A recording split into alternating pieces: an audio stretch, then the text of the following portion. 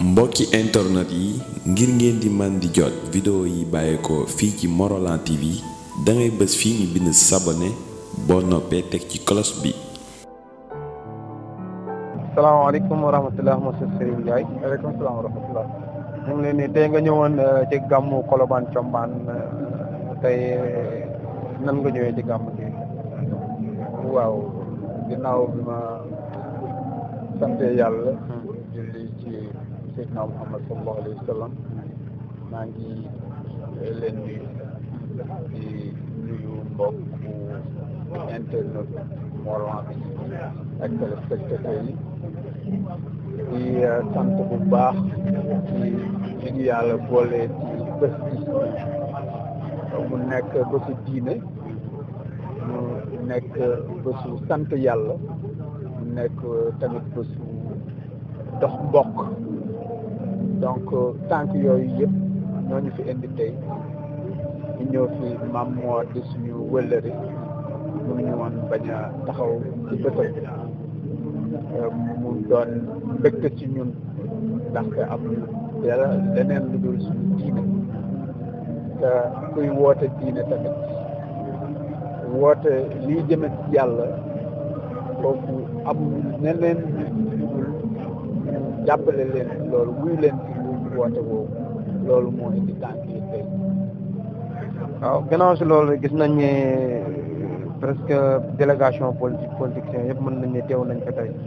tey ki nga xamante ne nga teewal fi tey mooy docteur Alioune Sarr tey yow mën nañ ne yan tànk nga fi teewale ci parti bi nga xam ne mooy. waaw le président Alioune Sarr du président 2024 CAP 2024 candidat la pour présidence de la République mu nekk koo xamante ni ku am taxawaay la ku bëgg réewam ku bëgg réew mi dox ci jàmm ku bëgg askanam tekki bu ñu fi ñëwee tey ci suñu tànk yi tamit nekk yàlla def nekk représentant CAP 2024 ci Morolan di fi taxawal Alioune Sarr dafa doon loo xamante ni lu war la ndaxte Alioune Sarr du rek candidat à la présidence dafa nekk candidat boo xamante ni am nañ yaakaar ci moom lool ñu am yaakaar ni bu taxawee doon président fii ci Sénégal lu bëri dina fi soppeeku rawatina suñu tund bii di Morolan ndaxte wane na ko ay yoon moom fii la soqeekoo ndaxte ay maamam fii lañ jóge wante waxuñu waxu gox waxuñu waxu commune waxu Sénégal lañu wax donc Alioune Sarr mu nekk candidat boo xamante li ko tax a jóg mooy intérêt askan wi moo mat boppam ci mbirum li ñuy tubaab tuddee souveraineté moo xam